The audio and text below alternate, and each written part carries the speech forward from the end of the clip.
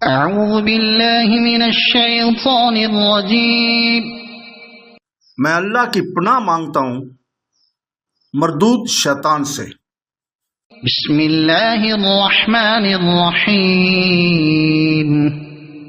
شروع اللہ کے نام سے جو بڑا مہربان نہایت رحم والا ہے۔ فمن افترى على الله الكذب من بعد ذلك فأولئك هم الظالمون۔ قل صدق الله فاتبعوا ملة إبراهيم حنيفا وما كان من المشركين۔ اس کے بعد بھی جو لوگ اللہ تعالیٰ پر جھوٹ بہتان باندھے وہی ظالم ہے۔ کہہ دو کہ اللہ سچا ہے۔ تم سب ابراہیم حنیف کی پیروی کرو جو مشرک نہ تھے۔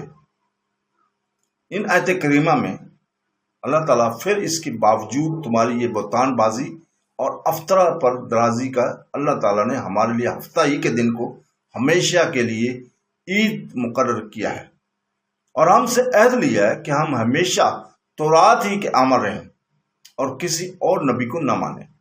یہ کس قدر ظلم اور ستم ہے تمہاری یہ باتیں اور تمہاری یہ روش، یقیناً تمہیں ظالم اور جابر ٹھہراتی ہے۔ اللہ تعالیٰ نے سچی خبر دے دی۔ ابراہیمی دین وہی ہے جسے قرآن پاک بیان کر رہا ہے۔ تم اس کتاب اور اس نبی کی پیروی کرو، ان سے اعلیٰ کوئی نبی ہے نہ اس سے بہتر اور زیادہ واضح کوئی اور شریعت ہے۔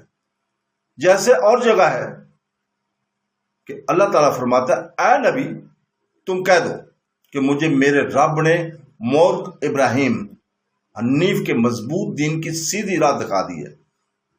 اور جگہ ہے کہ ہم نے تیری طرف وحی کی کہ موت ابراہیم حنیف کے دین کی تابعداری کر۔ صدق اللہ العظیم۔